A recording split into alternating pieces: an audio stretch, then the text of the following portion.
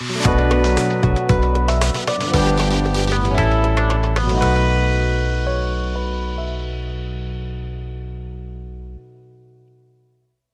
morning. This is Omar Muhammad, and this is our 36 minutes on anti-Semitism.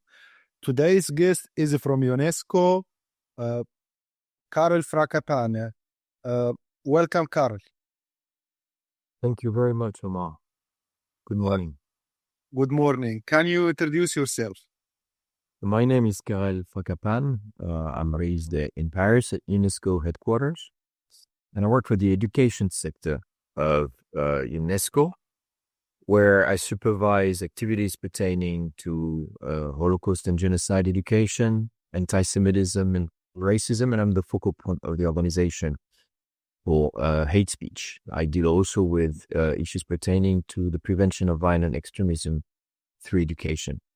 Overall, our work is geared towards the promotion of peace education and global citizenship. So I work in this context. Thank you for joining us. So Thank you. I have been recording many episodes, and every time I start with this question, which is, what is the definition of anti-Semitism? Hatred of Jews. That's the simple one. That's the answer. Well, obviously it is. I don't know how you would define anti-Semitism otherwise than hatred of Jews and manifestations of that hatred towards Jewish individuals or Jewish institutions, obviously. I know that there are a number of debates around the definition and what anti-Semitism encompasses in terms of, the nature of anti-Semitic acts. This is a very complex question that is debated, that is also political. There are, of course, gray zones that we are well aware of when it comes to dealing with manifestations of anti-Semitism in the context of the conflict in the Middle East, which is, of course, the point of contention in the different discussions around the definition. The United Nations system does not work on a particular definition. This was never submitted to the member states of the UN, so we don't have like a UN definition of anti-Semitism.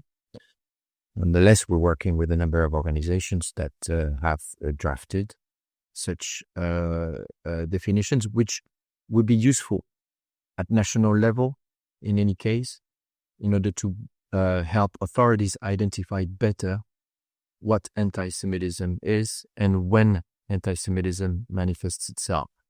This is indeed a very important issue, and this is something that we're advocating for also to help people, whether it's law enforcement, but of course in the case of UNESCO, that would be mostly education policymakers, understand the different guises of anti-Semitism, how it evolves over time, how it changes, but what is also permanent with it in terms of the anti-Semitic tropes and the contexts in which they can manifest themselves, though they may, sometimes look otherwise.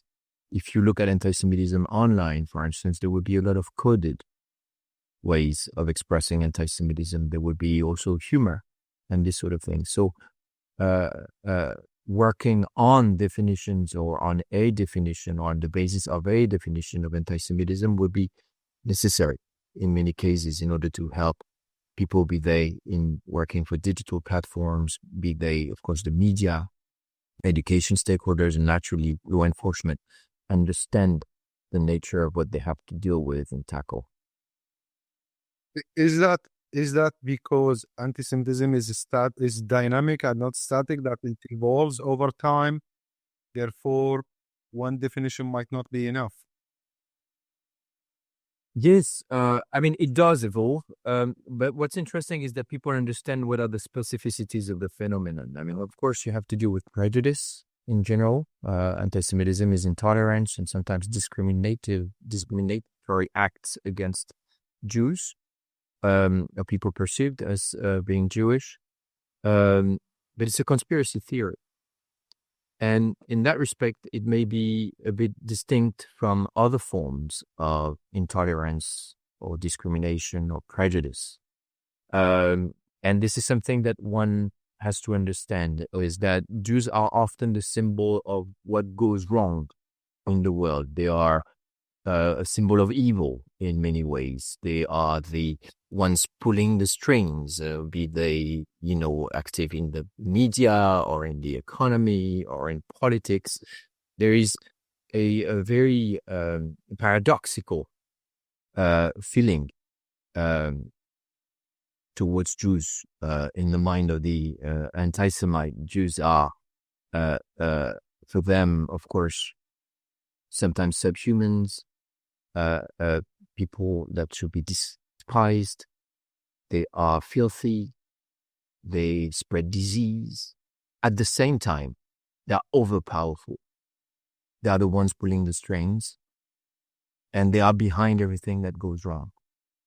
And therefore, anti-Semitism can be enmeshed with a number of other types of prejudice. If you take the Great Replacement theory, for instance, which is a racist and xenophobic theory that is expressed by radical right movements, there is the idea behind that you have Jews pulling the strings in order to affect the white race. That's something that you'd see, for instance, in the US, but also in some European countries. So here, anti-Semitism appears also behind this type of ideology. So it does have a number of guises, but it also evolves over time, and it manifests itself differently also online, and depending on the countries. It also appears in the left and in the right. So it has a lot of fluidity, a lot of flexibility, can be reused in different circumstances by different ideologies. But one thing that one should retain and try to understand is the fact that this is a conspiracy theory. This is really pure conspiratorial thinking.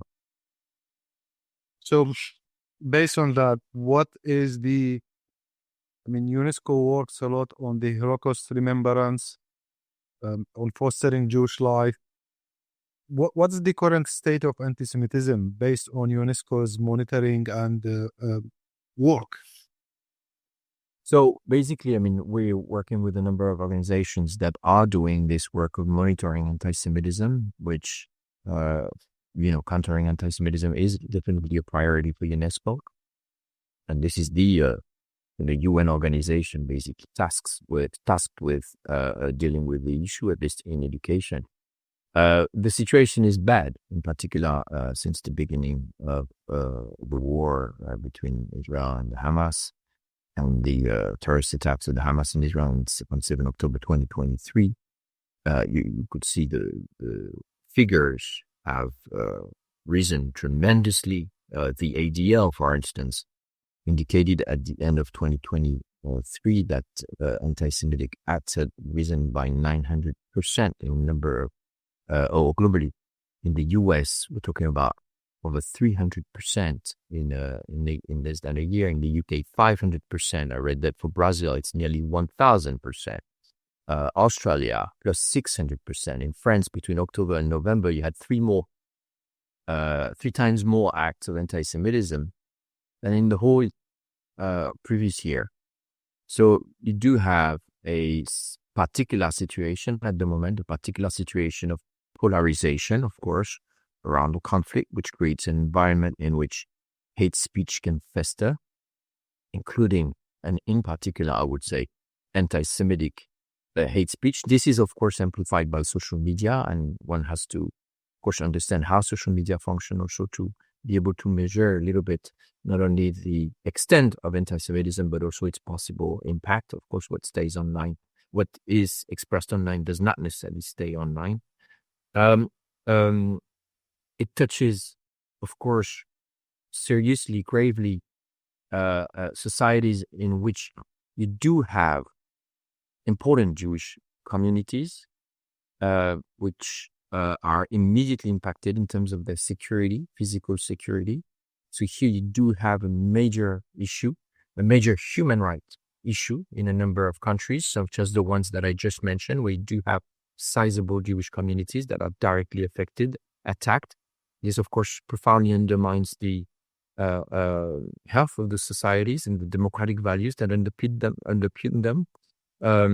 But it also creates, of course, an environment in which extremist ideologies continue to fester. It manifests itself also, of course, in societies where you have no Jewish communities and where you have little Jewish history, if not at all. So the situation is indeed bad. One thing I want to say here is that it's not a new phenomenon. We didn't wait for the events happening in the Middle East at the moment and the terrorist attack of the Hamas to start working on the issue. The rise of anti-Semitism is not new. We're talking about something that may have started again 20, 25 years ago, if not a bit earlier, when the discussions around new anti-Semitism started. So this is not something that is new. UNESCO has been working on it for, I would say, about 5-6 years, developing a specific program on anti-Semitism. Now, so let me ask you about the programs of UNESCO. What does UNESCO is doing? Any kind of initiatives? How do you leverage education? What's your reach? So first of all, UNESCO is a global organization. So potentially we work with all countries in the world that are interested in dealing with the issue. You mentioned earlier the question of Holocaust education. That's the first thing I should mention. That is, of course, related to the struggle against anti-Semitism, is that UNESCO has had for many years now a specific program dealing with the history of the Holocaust, whereby we're promoting Holocaust education globally.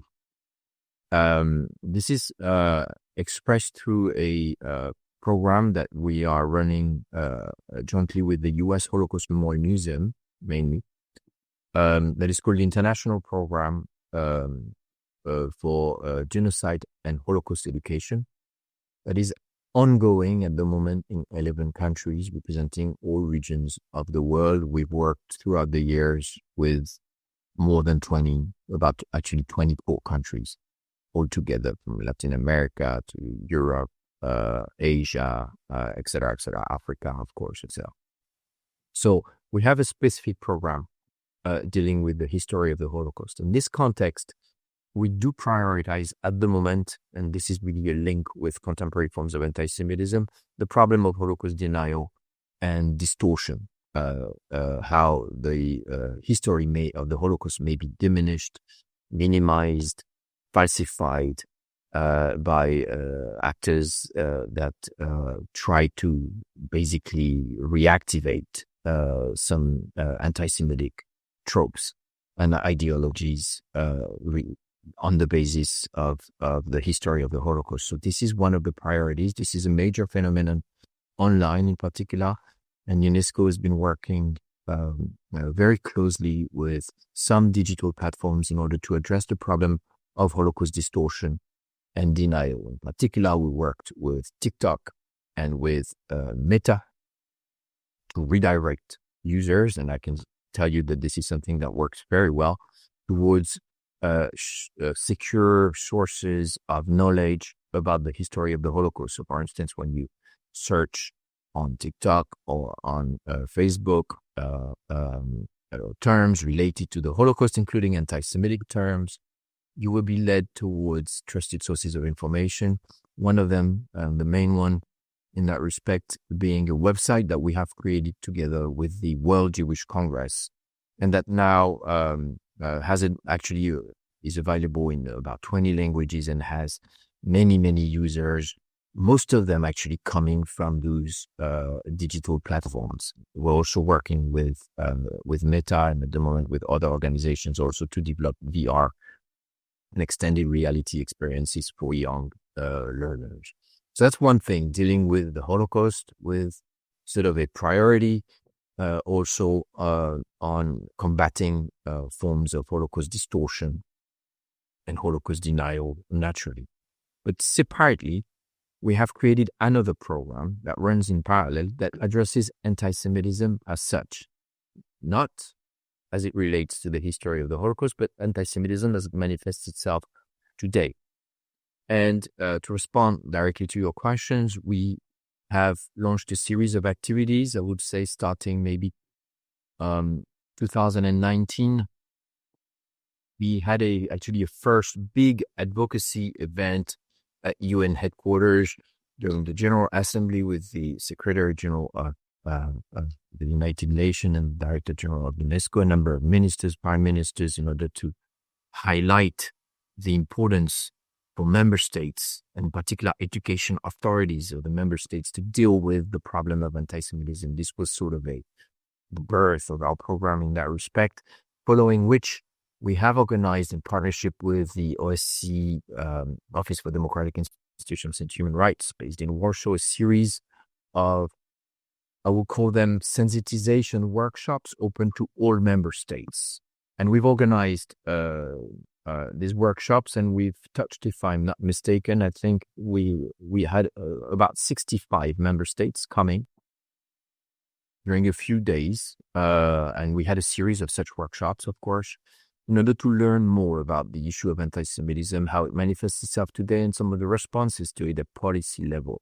So that's how we started the program. But we started, of course, we immediately wanted to dig a little bit deeper and offer member states who were engaged in combating anti-Semitism, obviously those that have Jewish communities that felt threatened by manifestations of anti-Semitism. We wanted to help them technically at educational level to see how they could address the problem. And so we've developed a number of recommendations for policymakers to start with, but also for teachers and for teacher trainers. So we have a sort of a very coherent and at the same time very comprehensive program and series of recommendations that are, very, very technical and very, to the ground and practical for different actors and how to deal with the issue.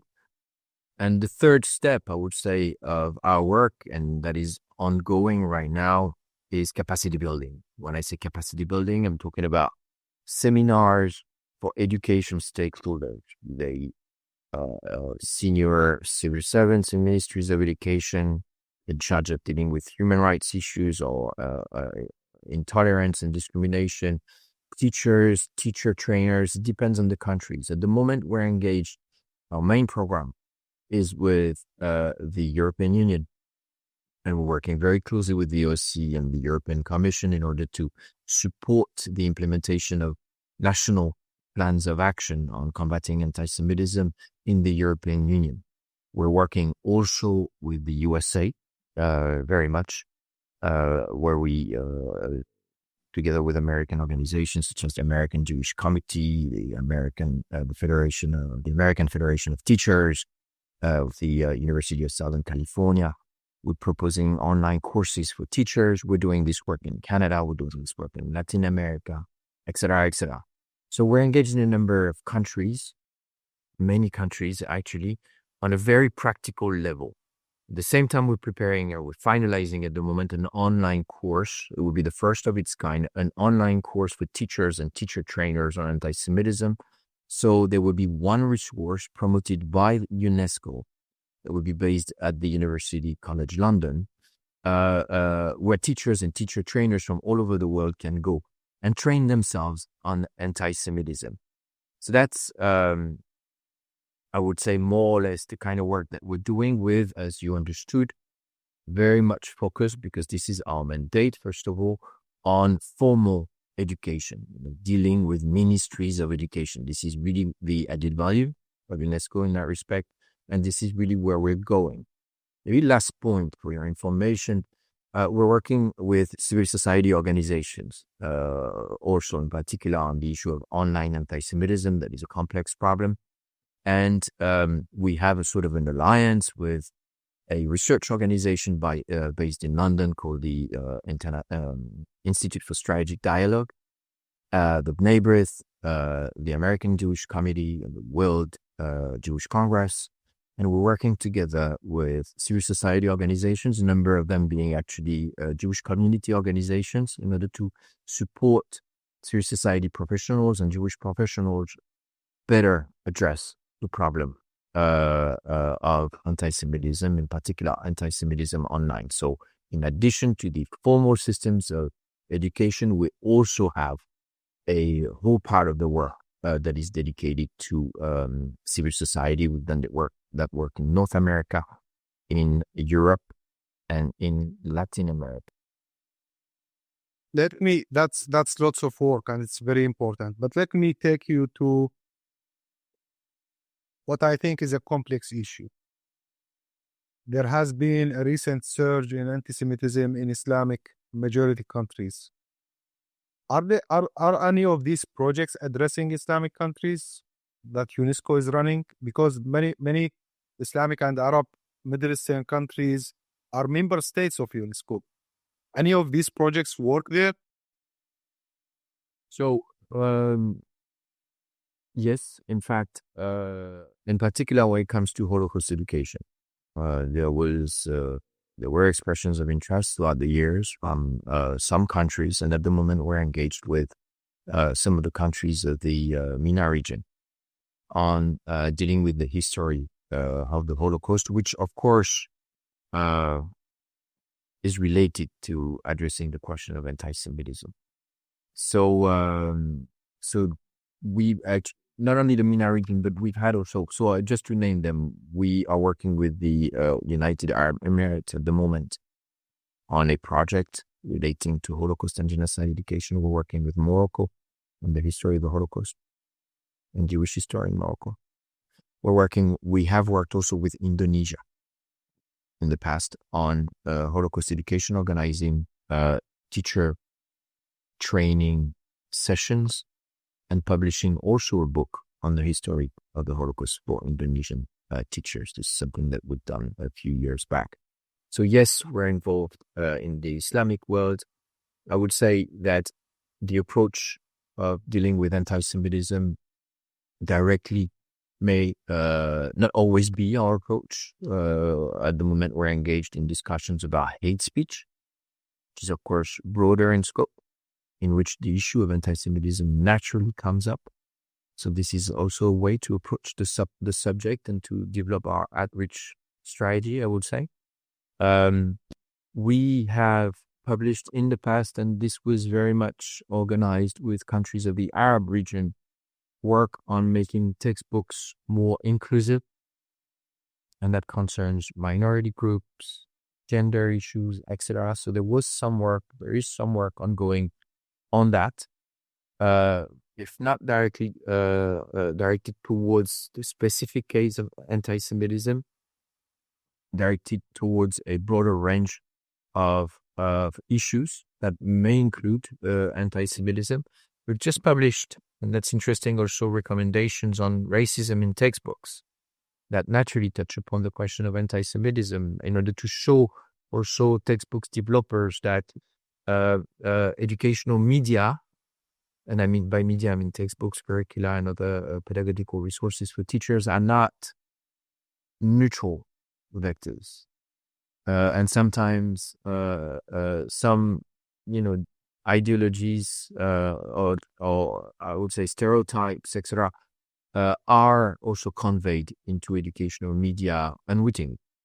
And this is something that we wanted to sort of unveil and provide countries with recommendations on that.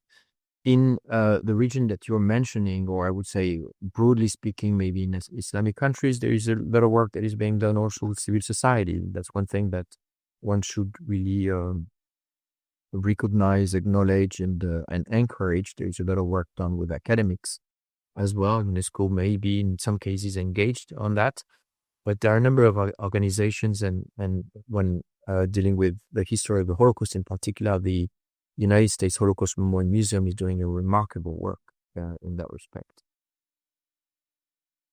What challenges, if any, do you face when you approach anti-Semitism in the Islamic world? I mean, do you think that the Holocaust education can lead We are not naming any country here, but in general, does it lead to decrease the anti-Semitic discourse in these countries? It would be naive to say that. And I would say not only in the countries you're mentioning, but anywhere else. I mean, obviously, Holocaust education is not the only solution to anti-Semitism today. It's part of the solution, but it's also a very good entry point for countries in which, such as in North Africa, for instance, in which the Holocaust took place, where the countries that were occupied by Germany or under Vichy France, for instance, to be sensitized to what happened to Jewish populations during that period, and therefore to understand better, and sometimes it's a bit forgotten, the history of Jews in those countries. There was a rich and very long history. So that can be an entry point. It's never an easy subject. And so I don't want to point the finger to particular countries or a particular group of countries. It's almost always difficult to deal with anti-Semitism. And I'm talking here in particular about, European countries, for instance, where you do have, it's the cradle of the genocide, obviously. And it's a priority when it comes to dealing with anti-Semitism, but it's not an easy subject to deal with.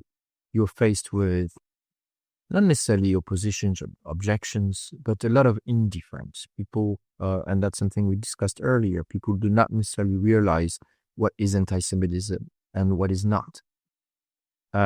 It is also something that is seen as concerning a very, very small portion of the population. People may not realize that this actually has impact on the society as a whole. So there is a lot of advocacy work to be done. So in that respect, it's not easy. But second, once you have convinced people that there is something that should be done, and I'm talking about any country, the question of the how do you do it, in particular in education, remains a mystery for many people. And therefore, this is really when we come in.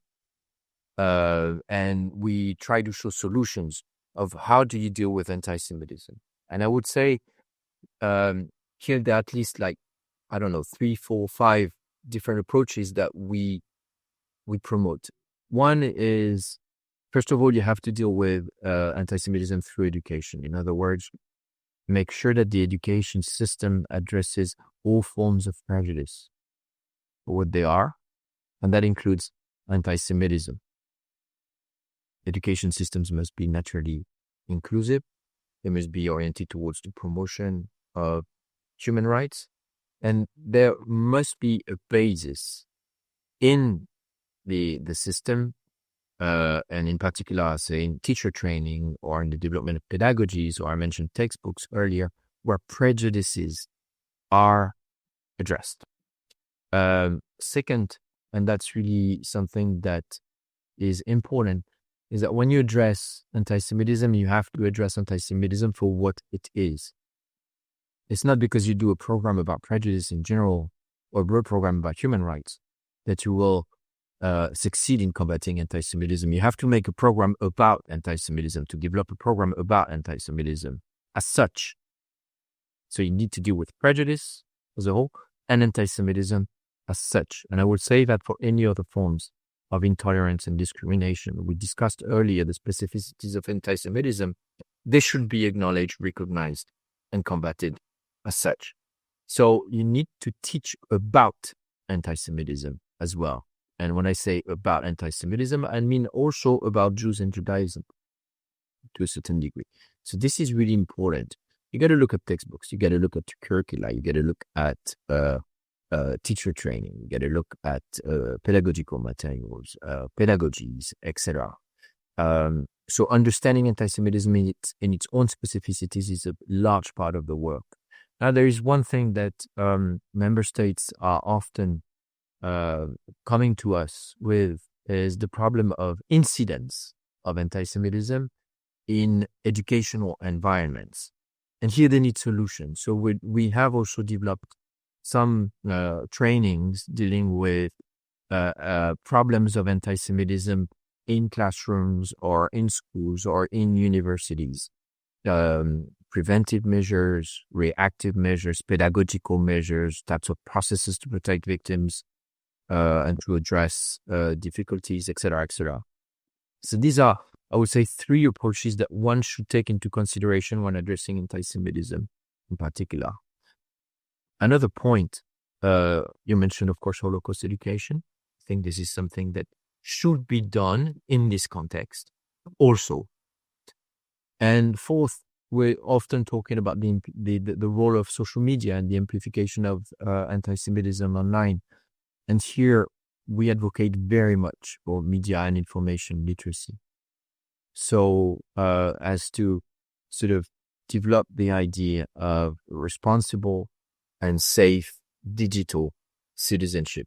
And this is, of course, web for anti-Semitism, but for any other form of discrimination or intolerance as they express themselves online. So these are, so to say, series of measures and policies that we're advocating for in the context of dealing with anti-Semitism with ministries of education, with any country. But going back to the Islamic countries, and as I mentioned, there are many of them are member states of UNESCO. Can UNESCO leverage its relation to encourage not just Holocaust education, but to encourage the work on addressing anti-Semitism? Now, there are many programs in Europe, in the United States. Many of these countries have their own offices of combating anti-Semitism, but we see none, zero in the Arabic and Islamic world. Yes, of course, this is one of our objectives, and this is something that we want to do. As I told you, it's important to sometimes approach the question from a broader scope, especially at moments of strong tensions and polarization, where it may be difficult for policymakers to address the issue as such. It's also complicated in some cases for people to just understand that there is anti-Semitism. And it's not only for, I don't know, it can be for any part of the world. People do not always recognize that there is a problem of anti-Semitism or that anti-Semitism is a problem. So you need a lot of advocacy work in that respect. And UNESCO is doing that work. Approaching the issue from the hate speech perspective and from protection of minority perspective is, I think, a good solution.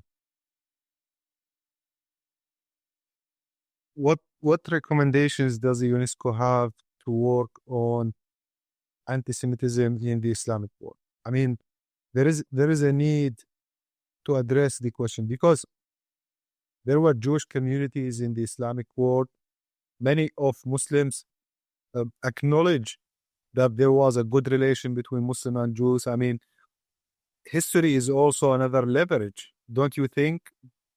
Isn't this probably one approach? I mean, I think this is the.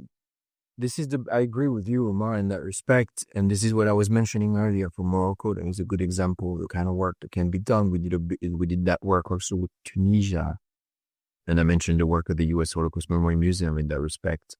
The approach from, history education is a good one. You can do that at universities. You can do that in schools. You can also include that in the program. It's about acknowledging the presence of non-Muslim populations in the countries that you are mentioning, and the long and rich history of Jewish communities in those countries until they left in so many cases. So the best approach for me, of course, rather than dealing, straightforward with the problem of anti-Semitism when it arises, is rather to look as I would say, a springboard towards other more difficult, more contentious conversations to deal with the history of Jewish Arab or Jewish Muslim relationships. You have wonderful programs in that regard. I mentioned the USHMM. You also have the Aladdin Project that has done some excellent work in that respect. The intercultural approach here is an intercultural dialogue here is quite important. So I would agree with you that this is probably the best way to come. In 1 minute, Karel, what prospects do you see when it comes to combating anti-Semitism? Is it a good image or is it bad? It's bad in the sense that anti-Semitism keeps growing. And if there was not a problem, we would not be talking right now, and UNESCO would not be doing that work. So it's bad. And I'm not necessarily optimistic about the future. Nonetheless, I can see also, and I'm talking very frankly, in my work, a lot of reasons for hope, a lot of interest in places that I was not expecting so much interest, in places where you have no Jews or very small communities and where you have no Jewish history. I mean, I mentioned some of the countries in the Islamic world. You were talking about this. We also organized incredible seminars in India. We organized incredible seminars in Central Asia about anti-Semitism. So this is a subject of interest. And there are a lot of good willing people that want to do that work. When we work in countries where there is a very strong history of anti-Semitism and where anti-Semitism has really very strong impact on people, such as Europe and North America, I can see also the willingness, the political willingness that is behind the work that is being done. And this is not, this is encouraging in the sense that this is also the produce, not only the work of local institutions and obviously Jewish organizations in that respect, I mean, have played a big role, but it's very encouraging to see UN organizations, not only UNESCO, but also others coming in. And we're trying to align our work with that of the European Commission, with that of the Organization for Security and Cooperation in Europe, with the Council of Europe. There is a very good understanding in the international community that this is a problem that needs to be tackled and that international organizations need to align themselves in order to support member states address it. So there is, this is also a moment where I would say 10 years ago, we would not have been able to work so well with member states on that issue. Karel, thank you very much for your time and your insights. Thank you, Omar. This was our 36 minutes on anti-Semitism.